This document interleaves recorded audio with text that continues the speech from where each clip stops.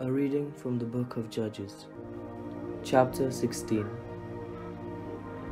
Once Samson went to Gaza, where he saw a prostitute and went into her.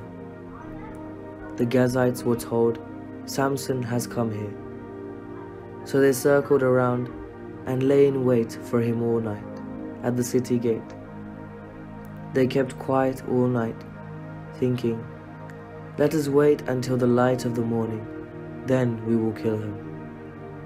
But Samson lay only until midnight. Then at midnight he rose up, took hold of the doors of the city gate and the two posts, pulled them up, bar and all, put them on his shoulders, and carried them to the top of the hill that is in front of Hebron. After this, he fell in love with a woman in the valley of Sorek, whose name was Delilah. The lords of the Philistines came to her and said to her, "Coax him and find out what makes his strength so great, and how we may overpower him, so that we may bind him in order to subdue him, and we will each give you 1,100 pieces of silver." So Delilah said to Samson, "Please tell me what makes your strength so great, and how you could be bound so that one could subdue you." Samson said to her, "If they bind me with 7 fresh bowstrings that are not dried out, then I shall become weak, and be like anyone else." Then the lords of the Philistines brought her 7 fresh bowstrings that had not dried out, and she bound him with them. While men were lying in wait in an inner chamber, she said to him, "The Philistines are upon you, Samson." But he snapped the bowstrings as a strand of fiber snaps when it touches the fire. So the secret of his strength was not known. Then Delilah said to Samson, "You have mocked me and told me lies. Please tell me how you could be bound." He said to her, "If they bind me with new ropes that have not been used, then I shall become weak, and be like anyone else." So Delilah took new ropes and bound him with them, and said to him, "The Philistines are upon you, Samson." The men lying in wait were in an inner chamber, but he snapped the ropes off his arms like a thread. Then Delilah said to Samson, "Until now you have mocked me and told me lies. Tell me how you could be bound." He said to her, "If you weave the 7 locks of my head with the web and make it tight with the pin, then I shall become weak and be like anyone else." So while he slept, Delilah took the 7 locks of his head and wove them into the web, and made them tight with the pin. Then she said to him, "The Philistines are upon you, Samson." But he awoke from his sleep and pulled away the pin, the loom, and the web. Then she said to him, "How can you say, 'I love you,' when your heart is not with me?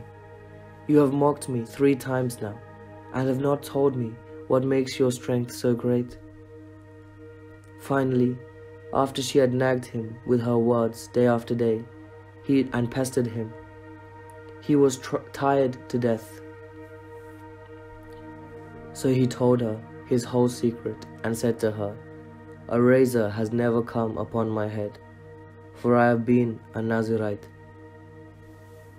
to God from my mother's womb. If my head was shaved, then my strength would leave me. I would become weak and be like anyone else." When Delilah realized that he had told her his whole secret, she sent and called the lords of the Philistines, saying, "This time come up, for he has told his whole secret to me." Then the lords of the Philistines came up to her and brought the money in their hands. She let him fall asleep on her lap, and she called a man and had him shave off the 7 locks of his head. He began to weaken, and his strength left him. Then she said, "The Philistines are upon you, Samson." When he awoke from his sleep, he thought, "I will go out as at other times, and shake myself free. But he did not know that the Lord had left him. So the Philistines seized him and gouged out his eyes. They brought him down to Gaza and bound him with bronze shackles, and he ground at the mill in the prison. But the hair of his head began to grow again after it had been shaved. Now the lords of the Philistines gathered to offer a great sacrifice to their god, Dagon, and to rejoice, for they said, "Our God has given Samson, our enemy, into our hand." When the people saw him, they praised their God, for they said, "Our God has given our enemy into our hand, the ravager of our country, who has killed many of us." And when their hearts were merry, they said, "Call Samson, and let him entertain us." So they called Samson out of the prison, and he performed for them.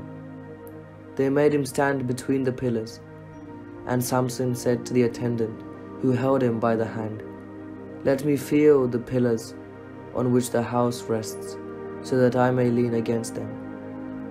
Now the house was full of men and women. All the lords of the Philistines were there, and on the roof there were about 3,000 men and women who looked on while Samson performed.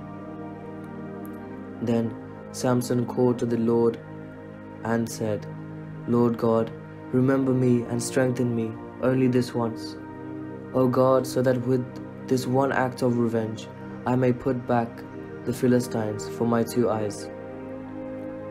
And Samson grasped the 2 middle pillars on which the house rested, and leaned his weight against them, his right hand on the one and his left hand on the other. Then Samson said, "Let me die with the Philistines." He strained with all his might, and the house fell on the lords and all the people who were in it.